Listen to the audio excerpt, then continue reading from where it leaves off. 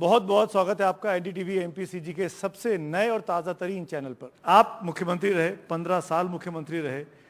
आप कैसे देखते हैं, क्या चांसेस हैं आपकी पार्टी के कि आप इस वक्त की सरकार को चुनाव हरा पाएं? भारतीय जनता पार्टी को वोट क्यों करे?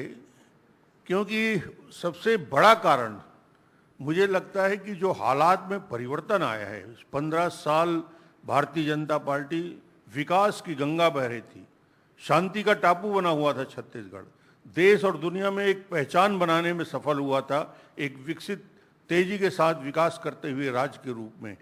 वो छत्तीसगढ़ आज भ्रष्टाचार का गढ़ बन गया है। छत्तीसगढ़ की चर्चा किस बात के लिए हो रही?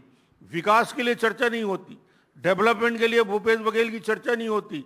हिंदुस्तान के किसी कोने में चले जाओ, ईडी और सीडी की सरकार कहा जाता है, ये भूपेश की पहचान छत्तीसगढ़ की बनाई। तो फिर आप क्यों चुनाव हार गए? आपका क्या विश्लेषण रहा? 5 साल पहले आपसे कोई मिस्टेक हो गई या कांग्रेस का कैंपेन ज्यादा मजबूत रहा? 15 साल की यात्रा, 15 साल भारतीय जनता पार्टी के शासनकाल, विकास के सारे काम हुए, मगर 15 साल में कहीं ना कहीं एंटी इनकम्बेंसी का फैक्टर दिखता है।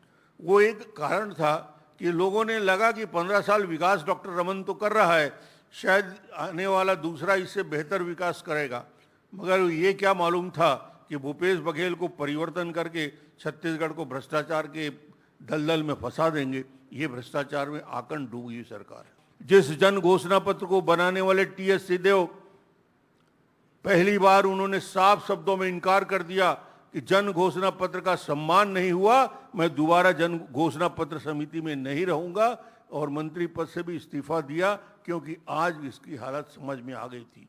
ये स्थिति कांग्रेस सरकार की बनी। पर अब तो टीएस सिंहदेव वापस आ गए, उनको तो वो संतुष्ट भी हैं, डिप्टी सीएम बन गए हैं, वो चीज तो पुरानी हो गई। वो 15 दिन संतुष्ट रहते हैं और 15 दिन असंतुष्ट रहते हैं। टीएस का कोई। लेकिन डॉक्टर साहब, एक चीज और है जो मैं जानना चाहूंगा आपसे, और वो सरकार की, केंद्र सरकार की रिपोर्ट है, नीति आयोग की रिपोर्ट है, जो ये कहती है, अभी मुख्यमंत्री इस मंच पे थे, वो बोल के गए कि 40 लाख लोगों को हमने गरीबी रेखा से ऊपर ले आए हैं। ये 13-14% का आंकड़ा आता है कुल आबादी का। आपको लगता नहीं है कि ये क्रेडिट भी देना चाहिए, कुछ अच्छा काम भी किया होगा इस सरकार ने? नहीं, मैं जानता था ये प्रश्न आप मुझसे जरूर करेंगे। समझिए कि 40 लाख परिवार, मगर उस आंकड़े को यदि गंभीरता से आप देखेंगे तो ये आंकड़े 20, 21, 18, 19 के नहीं है, 15, 16, 16, 17, 17, 18, 18, 19 और 20, 21 के। इसमें 4 साल डॉक्टर रमन के कार्यकाल के हैं। इसलिए भूपेश को धन्यवाद मुझे देना चाहिए कि गरीबी सीमा से नीचे लाने के लिए जो कार्य योजना हमने बनाई थी, उसका असर अब दिख रहा है। आप अगर मुख्यमंत्री बने, अगर आपकी पार्टी चुनाव जीती, तो सबसे पहला काम आप क्या करना चाहेंगे जो छत्तीसगढ़ की आवाम के दिल के नजदीक है, जो बहुत जरूरी है इस वक्त होना? सबसे पहला काम आज छत्तीसगढ़ की जनता जो चाह रही है, देख रही है, इंतजार कर रही है, छत्तीसगढ़ को पूर्णतः भ्रष्टाचार मुक्त बनाना। भ्रष्टाचार में सबसे ज्यादा पीड़ा यदि किसी की है, पीड़ित यदि किसी से है, पटवारी से लेकर कलेक्टर तक, नीचे से लेकर ऊपर मुख्यमंत्री तक, यदि आज छत्तीसगढ़ की पहचान कांग्रेस पार्टी की एटीएम के रूप में हो रही है, तो इससे बड़ी बात और क्या हो सकती है? छत्तीसगढ़ की स्थिति राष्ट्रीय स्तर में कहां तक पहुंची है? तो कैसे रोकेंगे? भ्रष्टाचार तो ऐसी चीज है, बड़े बड़े कुछ नहीं कर पाते, वो तो चलता ही रहता है। जैसे इकोनॉमी चलती है वैसे करप्शन चलता रहता है। आपके पास क्या फॉर्मूला है? छत्तीसगढ़ में करप्शन को मुक्त करने के हमने करके दिखाया है। 15 साल छत्तीसगढ़ में जो ट्रांसपेरेंसी के साथ हमने काम किया, जो निर्णय, आप नीतिगत फैसला लेते जाइए। यदि आप फैसला लेते हैं और क्रियान्वयन करते हैं और आपकी नीयत सही है, तो ये करप्शन, जो भ्रष्टाचार के आवरण है, वो अपने आप हटते जाएंगे। नीति और नियत, ये दोनों अगर पाक साफ है तो कोई दिक्कत नहीं है। कोई दिक्कत कभी हो नहीं सकता, आप कितने दिन और कैसे भी शासन में बैठे। बीजेपी ने अपनी पहली लिस्ट अनाउंस कर दी है, 21 लोगों के नाम आ गए हैं, और ये बड़ी हलचल हुई कि मुख्यमंत्रियों के नाम ही नहीं आए, जो सिटिंग विधायक है उनके नाम ही नहीं आए। तो क्या ये चर्चा भी है कि सभी विधायकों को बदला जा रहा है, सभी नए चेहरे दिए जाएंगे? देखिए, अभी 3 महीने का समय है और टीवी वालों के पास कोई काम रहना चाहिए। बहुत काम होता है सर हमारे पास। जहाँ तक सवाल है 21 प्रत्याशी को हमने पहले डिक्लेयर कर दिया और नाम, इसमें प्रक्रिया ये थी जो पहले दिन तय हो गया था कि ऐसे विधानसभा को सेलेक्ट किया जाए जहाँ लगातार 2 बार हम पिछड़े रहे। जिन विधानसभा में लगातार 2 बार भारतीय जनता पार्टी हारती रही है, जहां भारतीय जनता पार्टी की आधार कमजोर है, उन सीटों को चयन करके उनको प्राथमिकता के आधार पे 21 सीटों का चयन किया गया है। उसमें एससी भी है, ओबीसी सीट भी है, कॉस की भी है और सभी सीटें हैं। तो ऐसे 21 सीटों का चयन किया गया। इसमें मुख्यमंत्री, पूर्व मुख्यमंत्री और दूसरे लोगों को या मंत्रियों को विषय नहीं था, जो धीरे धीरे इस सूची को और इम्प्रूव करते जाएंगे। शायद ऐसा लगता है कि भारतीय जनता पार्टी इस बार चुनाव के पहले बहुत तेजी के साथ अपने प्रत्याशियों को उतारेगी। ऐसा क्या है कि केंद्र में तो उनको नरेंद्र मोदी पसंद आते हैं, पर राज्य में उन्होंने बदलाव कर दिया पिछली बार। इस बार ऐसा ना हो, इसके लिए क्या कर रहे हैं आप? नहीं, इस बार हो जाए, राज्य की सरकार बदल जाए और केंद्र में फिर से मोदी जी को वोट मिले, ये लक्ष्य बना के हम चलेंगे। हमारा लक्ष्य तो यही रहेगा कि भारतीय जनता पार्टी को स्पष्ट बहुमत के साथ छत्तीसगढ़ में हम जीत के आए और उसके लिए रणनीति के साथ, कार्य योजना के साथ हम काम कर रहे हैं।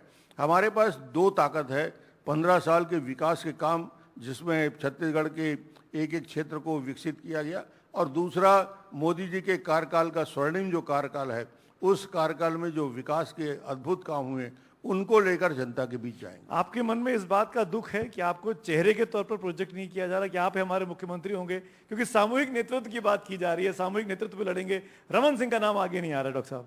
नहीं, आपको पुरानी बात याद दिला दूं, 2003, 8 और 13, 2003 में और 2008 में, 2013 में कभी डॉक्टर रमन को चीफ मिनिस्टर के नाते ना प्रोजेक्ट किया गया, ना मेरे नाम से चुनाव लड़ा गया। हम चुनाव लड़ते हैं भारतीय जनता पार्टी की तरफ से, और जब चुनाव हो जाता है, विधायक दल की बैठक होती है और 1 घंटा में हम मुख्यमंत्री का चयन कर लेते हैं। कोई चेहरा प्रोजेक्ट करने का भारतीय जनता पार्टी में छत्तीसगढ़ की परंपरा नहीं रही है। अब तो कांग्रेस ने भी साबित कर दिया कि चेहरा कैसे गायब हो सकता है। भूपेश है तो भरोसा है नारा लगाने वाले कांग्रेस, अब कांग्रेस ने भी कह दिया कि सामूहिक नेतृत्व से चुनाव लड़ा जाएगा, भूपेश का चेहरा नहीं होगा। आपको लगता है नहीं कि अगर आपके चेहरे के साथ बीजेपी चुनाव लड़े तो जनता को भी क्लियर रहेगा कि हम किसको मुख्यमंत्री के तौर पर देखेंगे? नाम ना देना, चेहरा ना देना उल्टा भी पड़ सकता है, या यह भी हो सकता है कि आपको हराने के लिए, आपके लिए मुसीबत खड़ी करने के लिए पार्टी के मन में किसी और का नाम चल रहा हो। इसको आप कैसे देखते हैं? नहीं, देखिए, निर्णय तो हमेशा पार्टी तय करती है कि मुख्यमंत्री कौन होगा, उसके लिए कहीं कोई विषय नहीं रहता। और हम लोग ये सोच के नहीं काम करते कि मुझे मुख्यमंत्री बनना है या मैं मुख्यमंत्री का चेहरा हूँ। ऐसे बहुत सारे योग्य लोग छत्तीसगढ़ में होंगे जिनके बारे में विचार किया जाएगा, मगर पार्टी को तय करना रहता है कि आने वाले समय के लिए भारतीय जनता पार्टी को, तो ये केंद्रीय नेतृत्व तय करेगा। डॉक्टर रमन की चिंता नहीं है, ये बीजेपी का नेतृत्व तय करेगा। लेकिन अभी कुछ देर पहले मुख्यमंत्री बघेल जहां बैठे हुए थे, उनको शायद आपका नाम पसंद है। वो बोलते हैं कि मेरा मुकाबला तो उनसे है। वो ऐसा क्यों बोलते हैं? भूपेश जी की स्थिति यह है कि सवेरे, दोपहर, शाम यदि डॉक्टर रमन का नाम नहीं लिया तो खाना भी नहीं पचता उसका। एक और डेवलपमेंट हुआ, एक गठबंधन बन गया केंद्र में विपक्ष का, INDIA, इंडिया नाम दिया गया। आपको क्या लगता है इस गठबंधन का भविष्य क्या है? और अगर आम आदमी पार्टी छत्तीसगढ़ में मजबूती से चुनाव लड़ती है तो किसका फायदा करेगी, आपका या उनका? देखिए, राजनीतिक दृष्टि से 2 विषय आपने प्रश्न किया कि क्या भविष्य रहेगा NDA और INDIA का। तो मुझे लगता है कि जितने भी INDIA इंडिया में जितने राजनीतिक दल शामिल हुए हैं, वैचारिक रूप से सब में भिन्नता है। कांग्रेस के साथ वेस्ट बंगाल में मायावती का झगड़ा है, ममता जी का। वेस्ट बंगाल में चुनाव लड़ेंगे, आपस में लड़ेंगे, कोई समझौता इनका हो नहीं सकता।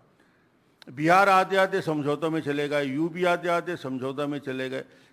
राजनीतिक दृष्टि से क्या वो कम्युनिस्ट पार्टी, क्या ममता जी की पार्टी, क्या कांग्रेस पार्टी या अन्य राजनीतिक दल जो वैचारिक रूप से अलग अलग विचार रखते हैं, ये कभी एक साथ नहीं रह तो सकते। इसीलिए अरविंद केजरीवाल दिल्ली रायपुर आए लड़ने के लिए। नहीं, आज अरविंद ताल ठोक के गया है और बोला है कि हम यहाँ अपनी उपस्थिति देंगे, और अच्छी बात है। राजनीतिक दल के लोग आते हैं, उनका छत्तीसगढ़ में स्वागत है। लेकिन रमन सिंह जी, आम आदमी पार्टी को शहरी पार्टी कहा गया, भारतीय जनता पार्टी का वोटर भी शहरी माना जाता है। अगर वो चुनाव लड़ते हैं छत्तीसगढ़ में, तो आपको लगता है नहीं कि नुकसान भारतीय जनता पार्टी का ज्यादा कर देंगे बजाय कांग्रेस के करने के? अभी की कोई अनुमान लगाना मेरे लिए भी कठिन है, और पर मुझे नहीं लगता कि किसको ज़्यादा नुकसान करेगा, कांग्रेस या हमें, ये अनुमान लगाएंगे थोड़ा वक्त के बाद।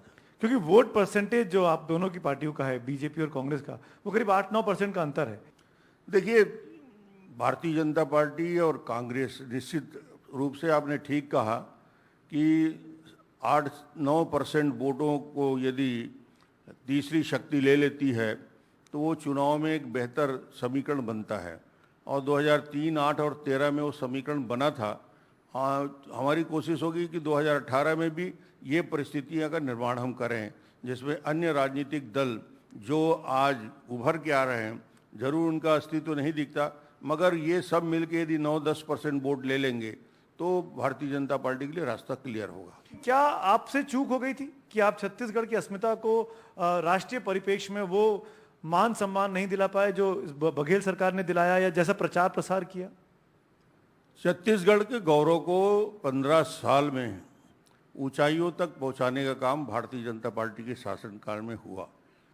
भूपेश जी को ये लगता है शायद कि ये तीज त्योहार, ये तीजा, ये पोरा, ये गिल्ली और ये डंडा और ये खेल और ये सारी चीज़ों का प्रयोग, और इसका भूपेश बघेल ही है जो इसकी शुरुआत कर रही है। तो सदियों से और पीढ़ियों से हो रहा है छत्तीसगढ़ में, और ये तो उस रास्ते पर भी चल रहे हैं जो बीजेपी का रास्ता, जिसको आप लोग कहते हैं हिंदुत्व का कार्ड, राम का नाम लेना, रामगमन पथ के निर्माण करना, मंदिरों का निर्माण करना, पुनरुद्धार करना। आपको लगता है कि आपके एजेंडे को हड़पने की कोशिश की है कांग्रेस सरकार ने? आज मैं ये कह सकता हूं कि जिस कांग्रेस ने शपथ पत्र देकर सुप्रीम कोर्ट में भगवान राम के अस्तित्व को नकार दिया था, वही कांग्रेस पार्टी आज राम राम बोल रही है, तो समझ जाओ कि ये काल नेमी के रूप धारण करके रूप बदल के आए। इनके अंदर क्या है ये तो उन्होंने सुप्रीम कोर्ट में दिखा दिया। कुछ सर्वेज प्रकाशित हुए हैं जिसमें कांग्रेस पार्टी को एज दिखाई जा रही है। कुछ 55% पे हैं, कोई 60% पे हैं, कोई 65% पे हैं। आपने भी इंटरनल सर्वे कराए होंगे, आपकी पार्टी ने भी किए होंगे। मैं आपसे पूछना चाह रहा हूं, जाते जाते हम आखिरी चरण में आ गए इस बातचीत के, आपके सर्वे क्या कह रहे हैं कि बीजेपी जीत रही है कि नहीं जीत रही है, और जीत रही है तो कितनी सीटों पर आ रही है? भारतीय जनता पार्टी छत्तीसगढ़ में जितने भी केंद्रीय स्तर तक और राज्य स्तर में हम लोगों ने आंकलन किया है, अलग अलग एजेंसी से भी बात की है, स्पष्ट रूप से मैं आज ये कह सकता हूं कि भारतीय जनता पार्टी आने वाले चुनाव में पूर्ण बहुमत के साथ भारतीय जनता पार्टी सरकार बनाने जा रही है। इसमें अब कोई शंका नहीं रह गया। तो अगर पूर्ण बहुमत के साथ सरकार बना रही है तो क्या मैं अगले मुख्यमंत्री से इस वक्त बात कर रहा हूं? ये निर्णय तो केंद्रीय नेतृत्व को करना है। मैं एक कार्यकर्ता की हैसियत से अपनी भूमिका का निर्वहन करूंगा। अगर कार्यकर्ता को कुछ और काम सौंपा गया तो कार्यकर्ता तैयार है?